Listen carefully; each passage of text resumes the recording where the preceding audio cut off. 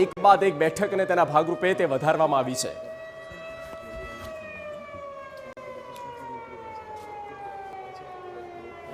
તો વડોદરાની જો વાત કરીએ તો બે સ્થળે અને જિલ્લામાં એક સ્થળે મોકડ્રીલનું આયોજન કરવામાં આવ્યું છે, જેમાં આજે સાંજે 7:30 થી 8 વાગ્યા સુધી બ્લેકઆઉટ કરવામાં આવશે। 45 સાયરન પણ વગાડવામાં આવશે। ફાયર અને અન્ય સાયરનનો પણ ઉપયોગ કરવામાં આવશે। પહેલગામમાં થયેલા આતંકી હુમલા બાદ દેશભરમાં યુદ્ધની પરિસ્થિતિને પહોંચી વળવા માટે કેન્દ્ર સરકાર દ્વારા અલગ અલગ પગલાઓ લેવામાં આવી રહ્યા છે, જેમાંથી એક નાગરિકોને ડિફેન્સ માટેની તાલીમ આપી એટલે કે મોકડ્રીલનું આયોજન પણ કરવામાં આવ્યું છે, જેની અંદર ગુજરાતમાં આજે મોકડ્રીલનું આયોજન કરાયું છે। કેટેગરી 1માં આવતા વડોદરા શહેર અને જિલ્લામાં પણ મોકડ્રીલનું આયોજન કરવામાં આવ્યું છે। જિલ્લા કલેક્ટર ડોક્ટર અનિલ ધામેલિયા હાજર છે, તેમની સાથે વાત કરીશું। સર, જે રીતે મોકડ્રીલ માટેનું કેન્દ્રમાંથી સૂચના આપવામાં આવી હતી, કયા પ્રકારથી વડોદરા શહેરમાં આ મોકડ્રીલ માટેનું આયોજન કરાયું? આપદા પ્રબંધન તંત્રની સતર્કતા ચકાસવા માટે અને સાથોસાથ લોકોની અંદર વ્યાપક જાગૃતતા આવે, સતર્કતા આવે એ દિશાનો આપણો પ્રયત્ન છે। કેન્દ્રીય ગૃહ મંત્રાલય દ્વારા મોકડ્રીલ બાબતે જે ગાઈડલાઈન આપવામાં આવી છે એ સંદર્ભે આપણે જિલ્લાની અંદર, શહેરની અંદર અલગ અલગ પ્રકારે મોકડ્રીલનું આયોજન કરેલું છે। મોકડ્રીલના 6 તબક્કા છે અને 6 તબક્કા દરમિયાન આપણે અલગ અલગ મોકડ્રીલ કરવા જઈ રહ્યા છીએ। શહેરમાં કેટલા સ્થળો પર આ મોકડ્રીલ કરવામાં આવશે અને કેટલા લોકોને આની અંદર જોડવામાં આવશે? વિશેષ કરીને આપણે વ્યાપક આમની પ્રસિદ્ધિ આપી છે, લોકો મહત્તમ સંખ્યામાં જોડાય અને સાથોસાથ જે સાંજની મોકડ્રીલ છે, જે બ્લેકઆઉટ કરવાનું છે, સમગ્ર શહેરને લાગુ પડશે અને સમગ્ર જિલ્લાની અંદર જ એ પ્રકારે અનુપાલન કરવા જઈ રહ્યા છીએ।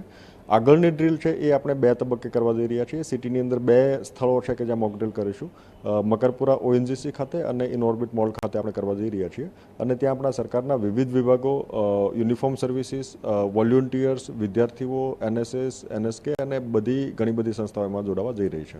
સર, અત્યારની જે પરિસ્થિતિ છે તેને ધ્યાનમાં રાખીને આપને લાગી રહ્યું છે કે તમામ નાગરિકોએ આ મોકડ્રીલમાં જોડાવવું જોઈએ અને યુદ્ધ જો પરિસ્થિતિ ઊભી થાય તો ડિફેન્સ કઈ રીતે કરવું તેના માટેની તાલીમ લેવી પડે? વિશેષ કરીને આપ મીડિયાના મારફતે લોકોને ખૂબ સારા મેસેજ મળ્યા છે, ખૂબ સારો પ્રતિસાદ પણ મળ્યો છે અને વ્યાપક જનપ્રસિદ્ધિ થઈ છે, એટલે લોકો ઘણા બધા મુદ્દાથી વાકેફ છે। 2 સૂચનો મારા તરફથી જે મને લાગે છે કે આવશ્યક છે।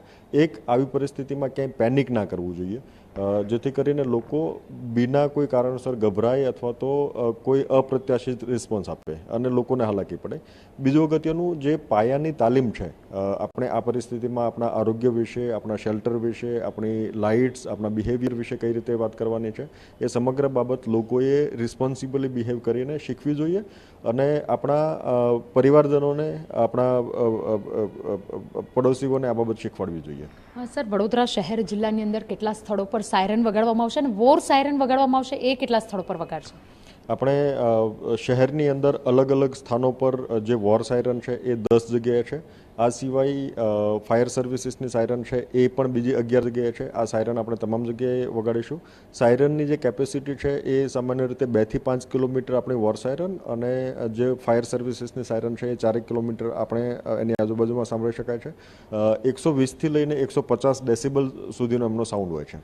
સર, જે પ્રકારે મોકડ્રીલનું આયોજન થઈ રહ્યું છે, મોકડ્રીલ માટેની સૂચનો મળી હતી, તેવાની વચ્ચે ભારતીય સેના દ્વારા પાકિસ્તાનમાં જે એર સ્ટ્રાઇક કરવામાં આવી છે તેને લઈને આપનું શું નિવેદન?